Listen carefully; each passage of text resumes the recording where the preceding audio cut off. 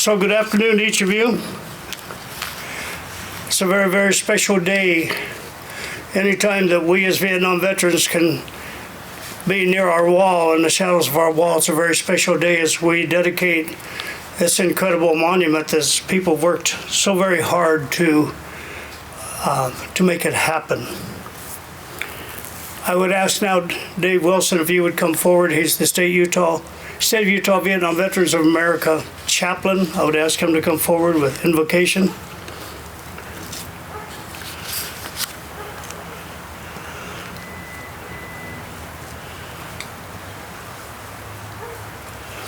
As the speakers come up to the microphone, you'll be able to drop your mic down. If not, it sounds something like this. Okay.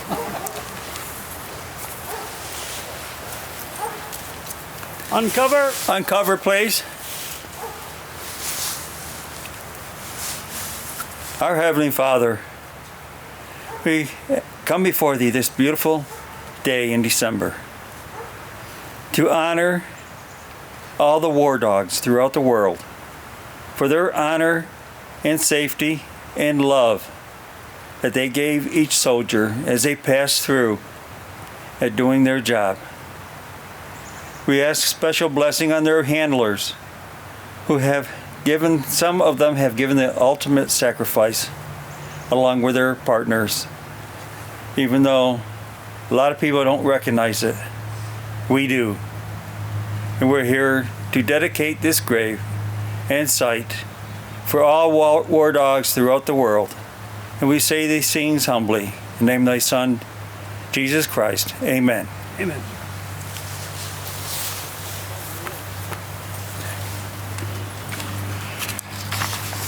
And now if you would, please render the proper salute as the flag of our great nation is being brought forward along with the flags of our service organizations.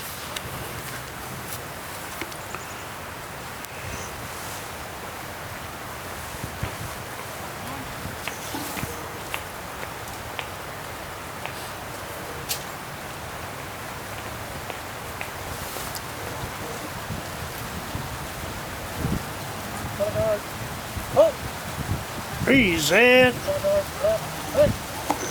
arms.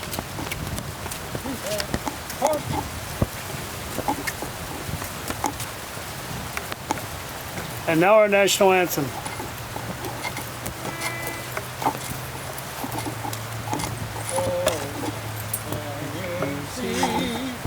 By the dawn's early light, what proudly we hailed at the twilight's last gleaming, whose broad stripes and bright stars through the perilous fight, for the ramparts we watched were so gallantly streaming, and the rocket from the first winner gave proof to the night that our flag was still there. Oh, say does that star-spangled banner wave o'er the land of the free and the home of the brave. Order. One. And now, if you join Christian Dawson, one of our national cadets, junior ROTC champions for the Vietnam Vets of America, in Pledge of Allegiance. Present arms.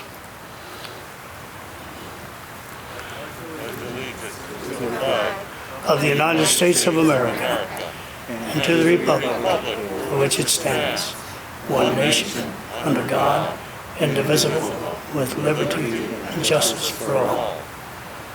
Order, arms.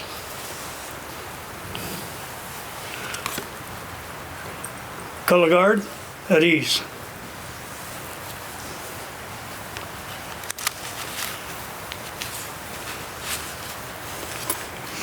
We know that canines have been used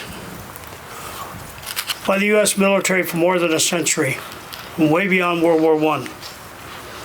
Today's ceremony at this monument is very personal meaning to me because Vietnam from 1966 to 1973, about 5,000 of our canine heroes served in Vietnam. Prior to 1968, DOD didn't really keep records of how many were serving where. About 10,000 servicemen served as dog handlers in Vietnam.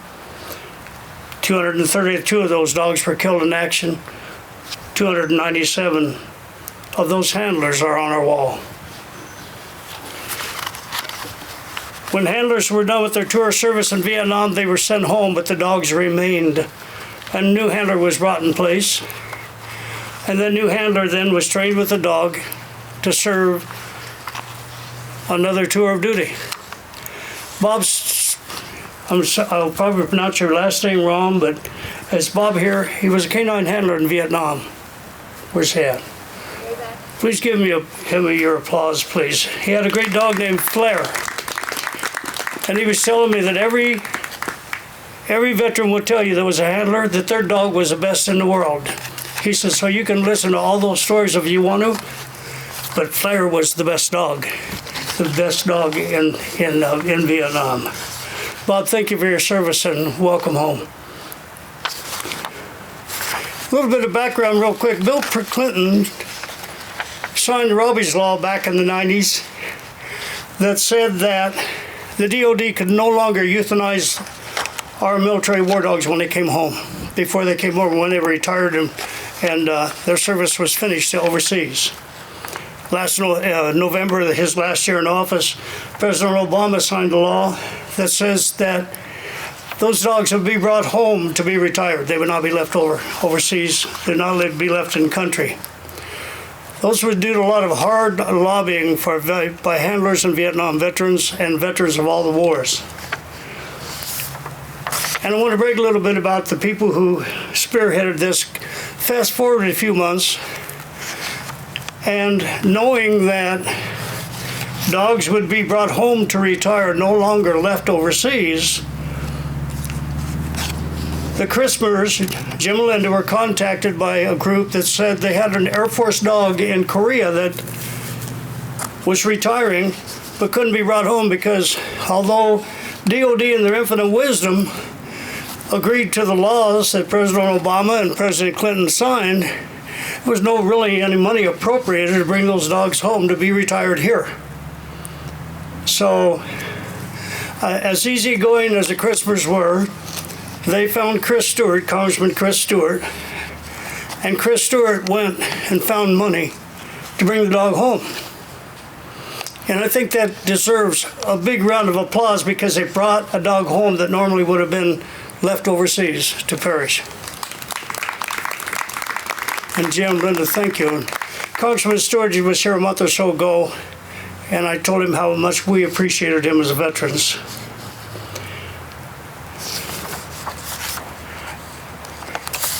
So today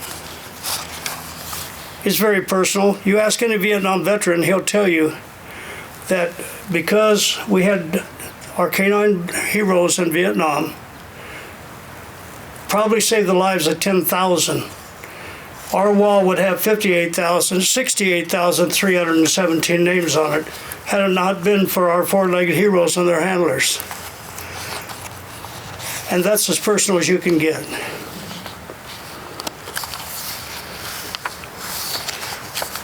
And I can tell you that 5,000 dogs went to Vietnam. Not a one came home.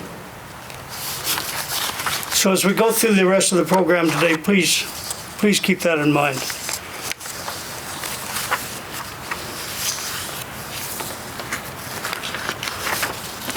Now, if the wind hasn't caused me to lose my place, I would like now to introduce to you Linda and Jim Christmer. And I want to tell you, when it came time to spearhead this project, they didn't put on any brakes. They worked hard, and most everybody here participated in making that happen.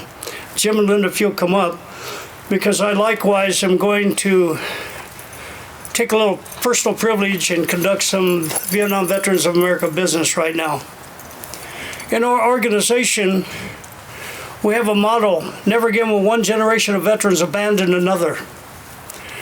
And what that means is we will work hard and dedicate ourselves to loyalty, service, respect, and honor of all veterans of peacetime and war, those who are before us, those who served with us, and those who serve today. And a part of our program is to honor those people who go that 1 mile further, that extra step, to work for the benefit of all veterans, and for legislation, for all the respect and honor and dedication that we didn't get when we came home. People like the Christmers are making sure that all veterans get what society denied us. So I'd like to present to Jim and Linda one of our highest medals within our organization as the National Director of Vietnam Veterans of America. One of the national directors, I'd like to present Jim and Linda Christmer with our National Achievement Award.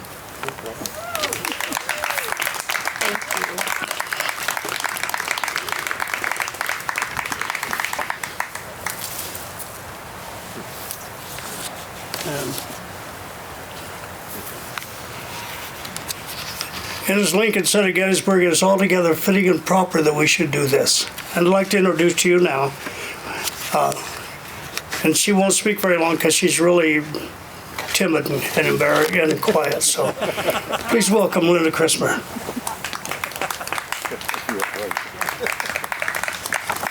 Thanks, Dennis. I would like to thank Layton City for the ramp grant that helped with this project, and they were our partners through this entire project.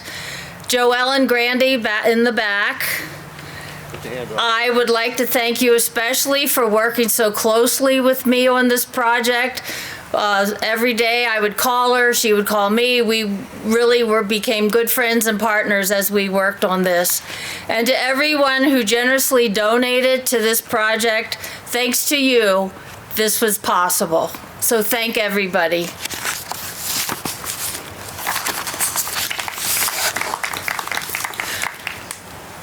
Patriotic Americans, history buffs, and dog lovers, today's event is for you. CWD Mazzy, right here, is excited to share his special day with you. But due to COVID restrictions, we're unable to have everyone here in person today.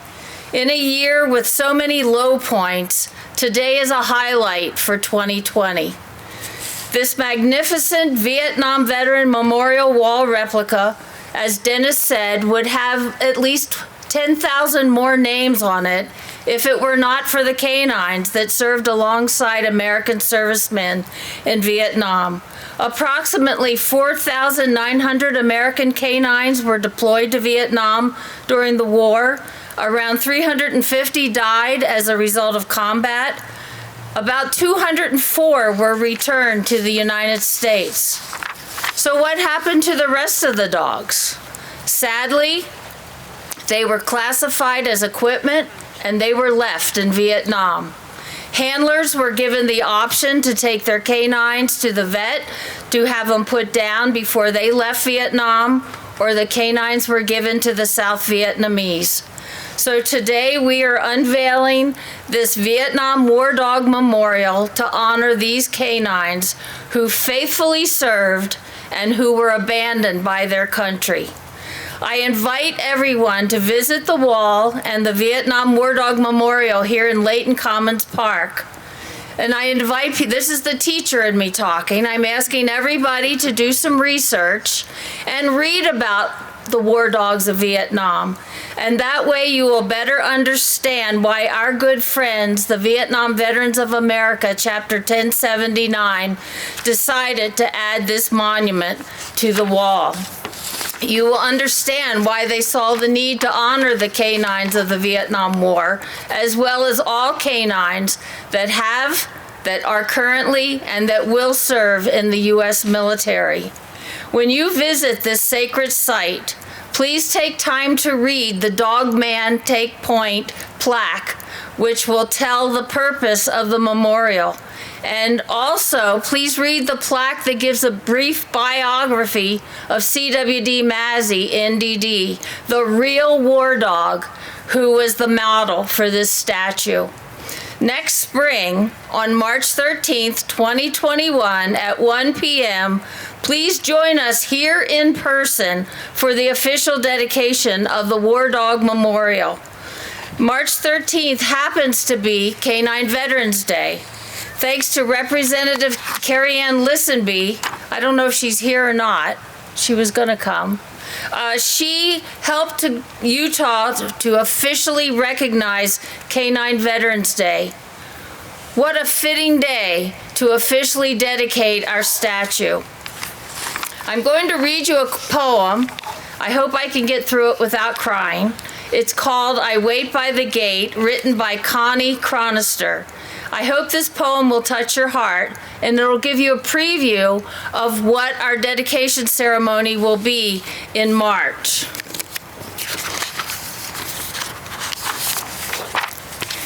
In a strange land I was sent, not knowing my fate. In a pen I was put, and I sat by the gate. I watched and I wondered, what do I do now? Then I looked up and saw you as you walked up with a smile.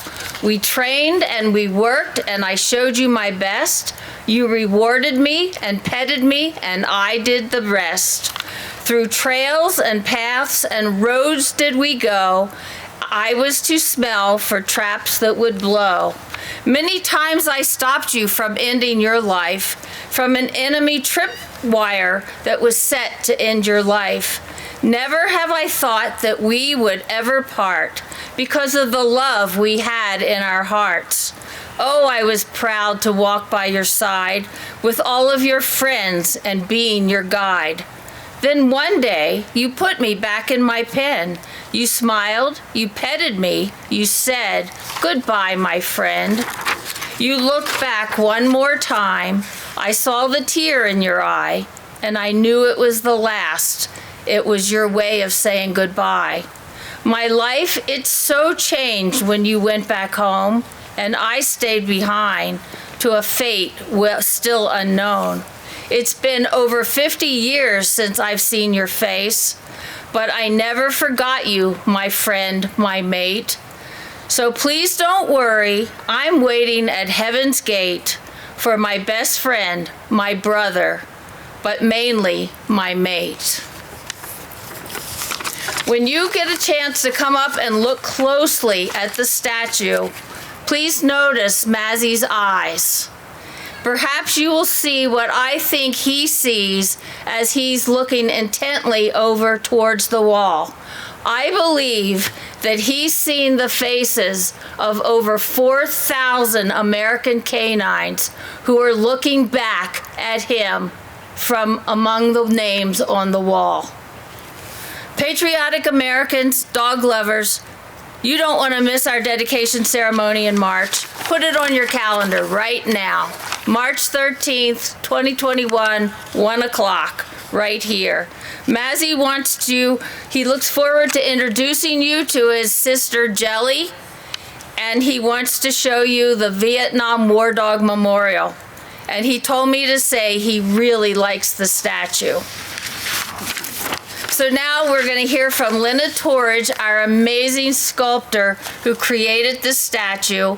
And after that, Mayor Joy Petro will help us to unveil the statue. Thanks a lot.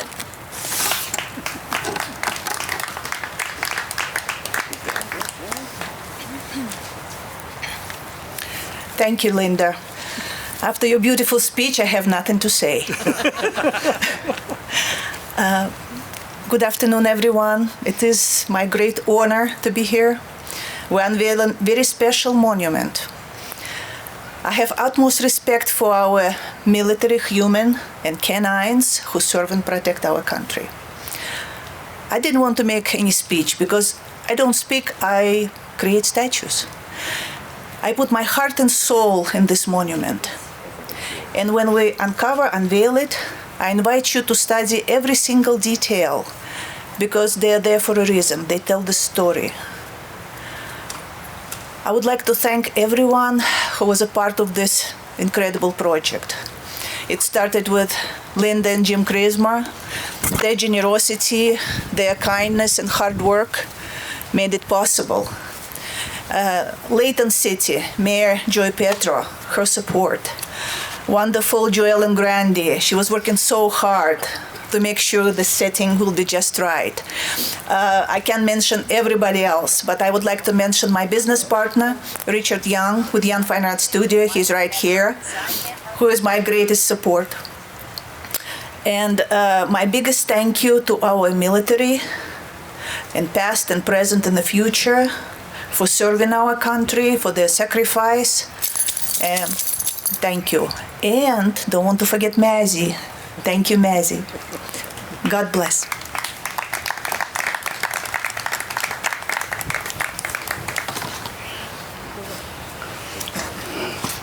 Thank you, Lena. She's on her way up. Like I said earlier, this is a personal day for me to be inside this magnificent wall and this incredible monument that's being built. And it's certainly a testimony to the love, support, respect, and dedication for veterans that are indicative of Layton City Parks and Rec, Layton City Mayor and Council. They really love us, guys, and Vietnam Veterans of America, and the working relationship that makes things happen. Mayor Petro. Thank you, Dennis. Wow. I was doing good until you said that poem. That just resonated so deeply within. And I hope that that's what everybody's getting out of this monument today and in the future, because that's what this is all about. It's about recognizing those folks, the canines, anybody who has helped us as individuals here in America appreciate our freedom. I will tell you, Linda, I did do some homework. Good. I found out initially on the war dogs, prior to Vietnam, they had tested different types of dogs, and they started out with the beagle, interesting enough. And knowing that the beagle was such a good detector with sniffing and that, but unfortunately the beagle likes to howl, and it kept giving away where they were at. So that was very wise of all the folks in the beginning who recognized the importance of what a canine friend could do for us, and how they ended up with the breeds that they did, primarily the German Shepherds and the Labradors. So anyway, I again, like Linda, would encourage everybody to read. There's some great stories that you can read about. There's ones that will touch your heart, but most importantly to me, to know that we actually have a handler here today. I commend you and thank you for dedicating your time, your service, and training those canines to protect the other 10,000 men that had been spoken about today. Moving on to a different topic, obviously you guys know that Layton City has been celebrating our centennial this year. Just like the veterans here, we've had to adjust, we've had to be flexible, we've had to kind of recognize we can't celebrate quite as much as we'd like to, but on behalf of Layton City, we do want to acknowledge it and say that this is, again, a special moment for us. This is the last month of the year for our centennial year, and we get to dedicate another monument here in our park. And as I've mentioned before, it is the goal of the city, and I think the residents, which, by the way, Linda mentioned Ramp, which is our residents here, as well as you folks, anybody who's is willing to shop here in our city. That small 0.1% that we get to collect on that tax is what helps build and bring these types of monuments to our city, and our goal is to expand on this. But on such a warm winter day, I have to say this is the first dedication that I have been to in this park that, one, we haven't had the jets flying over. Two, the weather has cooperated.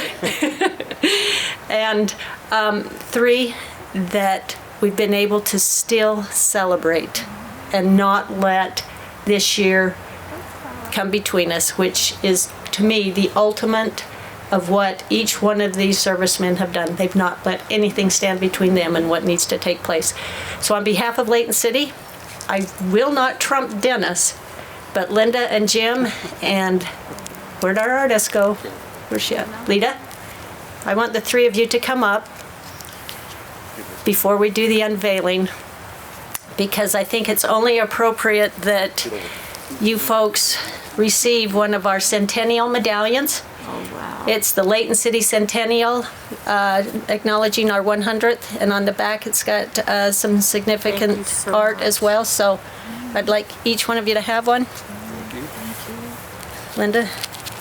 Thank you. Thank you again, and also my hat's off to our Parks and Rec staff. I know they're all in the back there. They're being very quiet and shy, but Mr. Dave Price and your staff, thank you very much. And I want to thank Dawn Fitzpatrick. She's one of our council members that's here today as well. So with that, You ready? I'm ready. I don't know about you Okay. guys, but I'm excited to see this. Before we do this, where's all the veterans? Raise your hand. Thank you for your service and welcome home, huh? Yes. Okay, we each take a corner. Okay. We didn't practice this, so Get over there and grab that corner. they told me to be here. So let's start lifting from the bottom.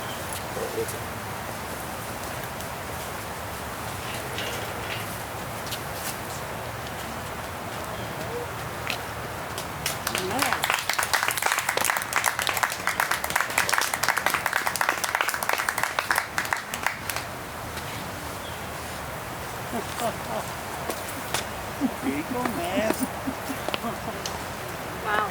Can you take Maz over there? Dennis? Don't fall off. Maz, Come here, Mazzy. Come on, baby. Come here, buddy. As you look at the monument today, Maz. keep that in mind. 5,000 served. Not a single one came home. Okay?